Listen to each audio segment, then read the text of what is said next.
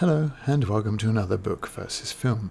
Today we'll be looking at Ian Fleming's fourth James Bond novel, Diamonds Are Forever, which was published in 1956. The book was later made into the film of the same name, the seventh Bond movie and the sixth starring Sean Connery. The plot of the book is as follows. Bond meets M, who tells him about the diamond smugglers. He then takes the place of one of them, a Mr. Peter Franks, who is arrested to keep him out of the way, and Bond goes on to meet Tiffany Case.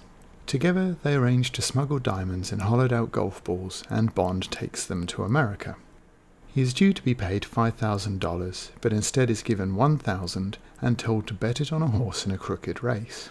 Then he meets Felix Leiter, who, despite having suffered some horrific injuries, the legacy of which has left him with one arm and a permanent limp, is working as a private investigator, despite his injuries making him rather stand out in a crowd. Felix and Bond spy on the gangster's ringer being put through its paces, despite that seeming quite likely to blow his cover. Felix then goes off to put pressure on the crooked jockey to throw the race, and Bond goes on to the racetrack. After the race, in which Felix plans work and the ringer is disqualified, Bond is supposed to meet the jockey at a mud bath with his payoff, despite the fact that doing so seems quite likely to blow his cover. Bond then phones the smugglers and complains that due to the horse not winning, he has not been paid. It is arranged that he should go to Las Vegas and play on a crooked table in a casino where he will win his wages. The dealer turns out to be Tiffany Case. Despite the fact that Bond is trying to ingratiate himself with the gangsters to find out how the diamond smuggling operation is run, and despite being told explicitly not to gamble in the casino, he does anyway and wins some money. When he leaves the casino, he is being followed by two cars. After ramming and damaging one, his driver is shot and they try and fail to lose their pursuers at a drive-through. Bond is taken to an old Wild West-style town in the mountains, where he learns that the gangsters know about the real Mr. Franks, and they interrogate him violently to find out who he is and what he knows. After blacking out, he comes to and finds that Tiffany Case has rescued him, and they leave the mountain town on the train tracks, riding a sort of petrol-powered hand cart.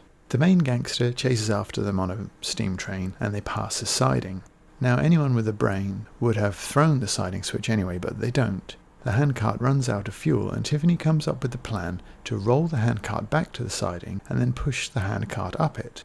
Bond instead plans to throw the switch and then stand on the train tracks being shot at. It's not an especially good plan, but it does work. The train goes up the siding and crashes. The gangster shoots at Bond but doesn't hit him, and Bond shoots him and presumably kills him, even if the crash doesn't finish him off. Case and Bond walk to the road where Felix is driving by. He tells them the mob has a hit on them and they are to go to LA and catch a flight to New York, where they will then get on a boat and go to England. Two gangsters, Wind and Kid, are also on the boat. They capture Tiffany. Bond abseils down the outside of the boat and goes through their porthole and into their room, where he kills them. He makes things look like a murder-suicide, and Tiffany and Bond go back to England with the intent of becoming a couple. Bond, though, goes on to Sierra Leone, where he kills the last of the smugglers. If this was Fleming's attempt at a gritty and real story of diamond smugglers, I dread to think how much nonsense goes into his more conventional spy thrillers. Bond is reckless, occasionally stupid, and his attempts to infiltrate the gang, if you can even call them that, are outright pathetic. Bond has been in America a week or so, had virtually no direct dealing with the gang he wants to meet, and declares himself utterly bored of pretending to be a common crook, when in truth he's done no such thing anyway. That revelation takes place on page 187 of 300, so more than halfway through the book, and bar a little half-baked investigation and a lot of eating steak, Bond has done little or nothing to further his mission, and I was still waiting for the plot to start. But that's because the plot, as detailed previously, is basically non-existent. Mostly what this novel has, usually as a result of being very dated, is a few unintentional laughs. The idea of the government getting so upset about a £5 million loss made me chuckle, though I guess in the 1950s that would have seemed like quite a lot of money, but it just reminded me of Dr. Evil from Austin Powers. While arranging Wind and Kid's death to look like a murder-suicide, Bond tosses their knife out of the window and into the sea. While it did have Bond's blood on it, I thought having the knife around would probably make a brawl murder-suicide scene look more realistic than not, and a few lines later, when Tiffany is hastily cutting up bandages with a discarded razor, I couldn't help but chuckle at how useful an actual knife might have been to her. The good points, such that they are, it's easy to read, and for the most part it's told with a degree of enthusiasm rather reminiscent of Lee Child's Jack Reacher series. The plot of the film is almost entirely different. The only elements drawn from Fleming's novel are the first hour's basic concept of Bond investigating a diamond smuggling ring, Tiffany's passing comment about her getting her orders via an anonymous phone line, and Winton Kidd's presence on the boat at the end. Franks, who Bond kills in the elevator, is not in the book at all after being supplanted by Bond. All of the business with using his body to smuggle diamonds and the iconic scene at the funeral parlour are all added for this movie. The film dispenses with the book entirely after an hour or so, and then begins to play like something of a Bond clip show or greatest hits compilation, complete with its own nonsensical Blofeld plot. In this, Blofeld needs the diamonds to help him build a giant space laser with which he plans to extort the world's government out of $1 million. Blofeld does not appear in the book, nor does any part of this plot.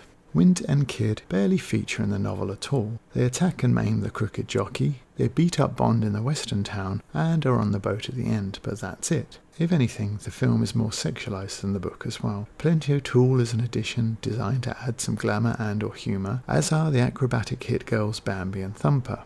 While Tiffany's involvement is greatly increased in the movie, the character from the book has psychological damage that would make using her body to get her own way like she does in the film utterly impossible.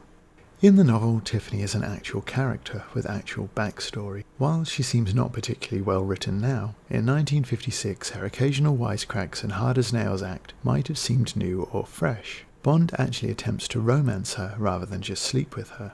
He even contemplates forever with her. Both film and book have more than their fair share of stupid, and that makes it difficult to choose between the two. I haven't read enough of Fleming's Bond to say where this book sits in the canon, but the film is definitely not one of the better Bond films. It's hard to imagine that it felt quite so dated in 1971, but it's telling that this was Connery's last official outing as Bond. In terms of quality, the main difference between the two is that the film's stupidity seems at least partially intentional. Only the creepy Winton Kidd add anything different to proceedings, and the film sags badly in their long absences. Love them or loathe them, it's Winton Kidd's memorable presence in the film that makes it more enjoyable than the book.